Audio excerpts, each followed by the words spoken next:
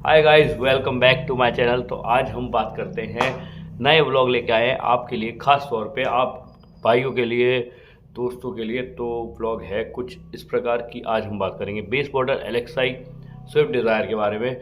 ठीक है, bird boy हाय बोलो गाइस जनता को।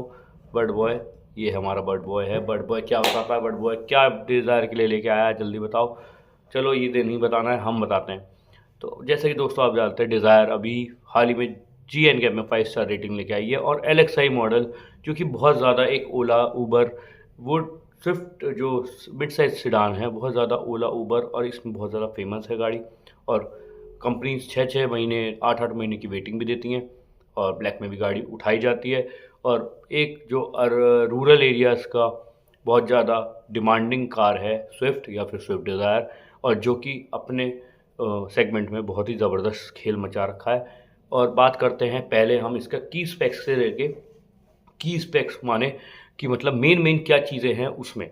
ठीक है, अभी उसमें मेन मेन चीज़ें क्या है, पहला आता है एवरेज, दूसरा आता है कितने लीटर का पेट्रोल टैंक है, क्या सीसी का इंजन है।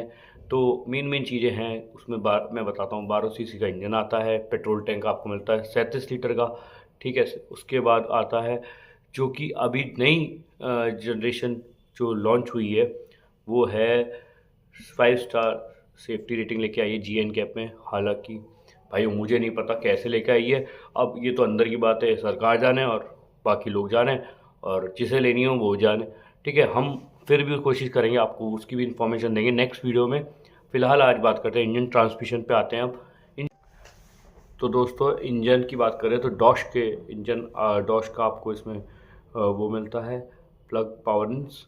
और प्लग जो डॉश के जो प्रोडक्ट्स हैं उसका यूज़ किया गया है इंजन के अंदर। इंजन की जो स्पेसिफिकेशन वो है 12 सीसी की Z1 2E engine, 2E engine type है। ठीक है ना, जो कि बहुत स्मूथ रिफाइंड है पहले से और भी ज़्यादा।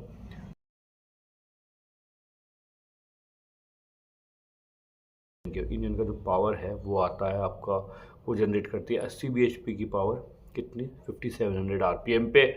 और टॉर्क की बात करें तो मैक्सिमम टॉर्क 111.7 मैक्सिमम टॉर्क निकल के आता है 4300 RPM पे। ठीक है गाइज। और एवरेज की बात करें तो एवरेज क्लेम करती है अरे 24.79 kmph। ठीक है, बाकी एवरेज तो शुरू से ही इस गाड़ी का अच्छा ही रहा है कहते हैं पेट्रोल में। और नंबर ऑफ सिलेंडर्स यूज़ करे गए हैं वो है 3 सिलेंडर का इंजन आता है, पर जो वॉल्व्स है वो 4 है, 4 वॉल्व्स है पर सिलेंडर। ठीक है ना। और जो कि होंडा मेज आती है इसी सेम सेगमेंट में 1.2 पे 4 सिलेंडर पे, ये आती है 3 सिलेंडर पे। तो बाकी परफॉर्मेंस का थोड़ा बहुत फ़र्क रहता है। और जैसा कि RPM भी मैंने उसमें ज़्यादा देखे थे, होंडा का तो भाई इंजन और कोई कंपेयर कर ही नहीं सकता। ठीक है ना।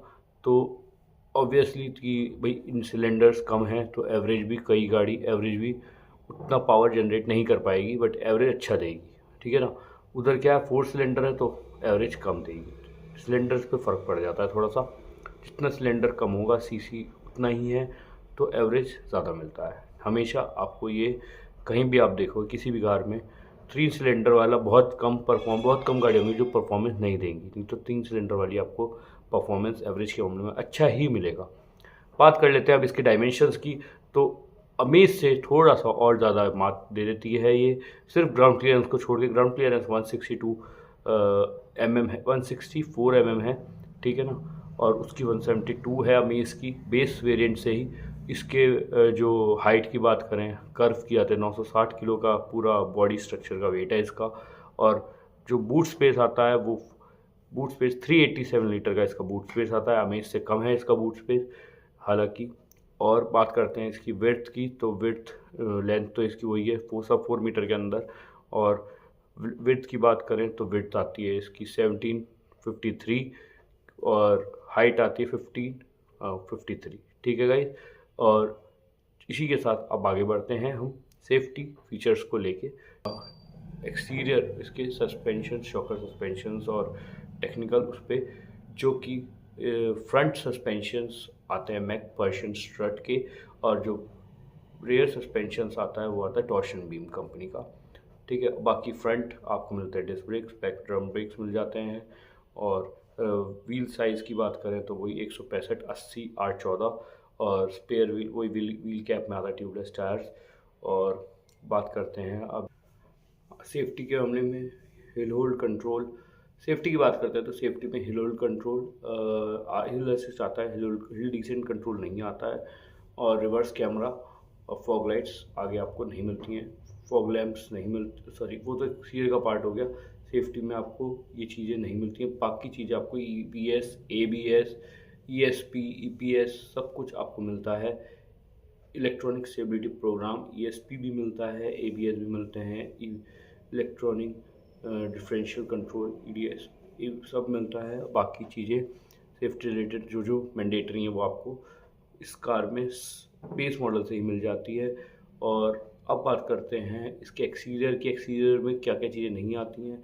एक तो रेन सेंसिंग वाइपर्स नहीं आते हैं, फॉग लैंप नहीं आते हैं, DRLs नहीं आते हैं, और बैक में आपको बैक वाइपर नहीं आता है, ठीक है ना। ये एक्सटीरियर में ये 4 चीज़ें नहीं मिलती हैं। बाकी और जो बेस बाकी चीज़ें आपको इसमें मिल जाती हैं, ठीक है ना। एंटीना वगैरह नॉर्मल आपको मिलता है, शार्पन एंटीना इस वाले मॉडल में नहीं मिलता है, सिंपल एंटीना आपको मिलता है, ठीक है। डोर हैंडल्स आपको एक्सटीरियर में ब्लैक मिलेंगे, फ्रंट में बॉडी कलर नहीं मिलेंगे, ठीक है।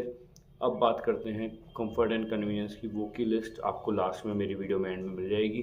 तो दोस्तों अब बात करते हैं इंस्ट्रूमेंटेशन की। इंस्ट्रूमेंटेशन में आता है इसका सिर्फ low fuel warning, gauge, low fuel level, odometer, tachometer और स्पीडोमीटर में डिजिटल इंस्ट्रूमेंट क्लस्टर आता है।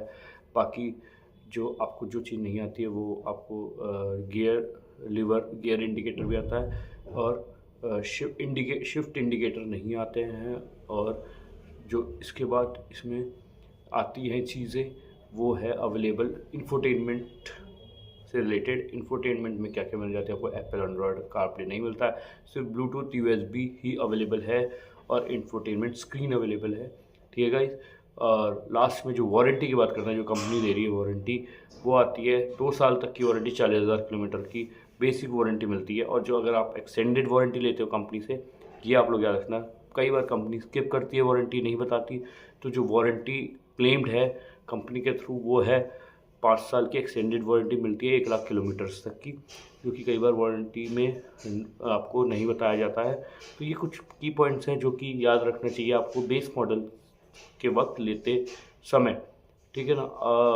उस टाइम आप क्या आपको काफ़ी चीज़ें नहीं याद होंगी। तो आई होप आपको ये वीडियो मेरी इन्फॉर्मेटिव लगेगी डिज़ायर LXi मॉडल में, उन भाइयों के लिए जो कि स्पेशली वो लोग लेते हैं जो कि ऊबर ओला में चलाना चाहते हैं गाड़ियाँ, ठीक है ना। और इन सब चीज़ों का ध्यान आपको रखना चाहिए मेन कि आपको वारंटी से रिलेटेड, इंजन से रिलेटेड क्या स्पेक्स है, क्या चीज़, वो इस वीडियो को देख सकते हैं। और उसके बाद अपना गाड़ी लेने का डिसाइड कर सकते हैं। स्टार्टिंग बेस मॉडल आपको मिल जाता है बहुत ही सस्ते दाम में, 6.79 लाख से स्टार्ट होती है, 770 तक ये ऑन रोड जाती है गाड़ी। और बाकी वेटिंग पीरियड तो आपको शोरूम पे डिपेंड करता है ना। और बेस मॉडल कहते हैं काफ़ी ये लोग वेटिंग पीरियड में डाल देते हैं, क्योंकि इसकी डिमांड ये लोग उसमें थोड़ा सा वो करते हैं, घपलेबाजी कहते हो ना कंपनी की, हाँ कि आदमी को ज़रूरत है तो ब्लैक में पैसा देगा और लेगा जैसे ज़रूरत है, ठीक है ना। तो बट ये सब चीज़ें आप ध्यान रखना, वो तो सबकी शोरूम की अपनी अपनी बात है, ठीक है गाइस। तो आई होप आपको ये LXi डिज़ायर का मॉडल का वीडियो इन्फॉर्मेटिव, बहुत ज़्यादा महत्वपूर्ण अपना लगा होगा। तो अगर अच्छा लगा हो तो भाइयों इसी बात पे हमारा वीडियो को शेयर करना हमारे, और लाइक करना चैनल को, और सब्सक्राइब करना ना भूलना, घंटा दबाना ना भूलना भाइयों। और ऐसे ही हम आपके लिए और भी मॉडल्स के लिए, अपर वेरिएंट्स के लिए और नई गाड़ियों के लिए लेते आएंगे, ठीक है guys. Till then bye bye, thank you, शब खैर, टेक केयर, गुड नाइट, जय श्री राम दोस्तों।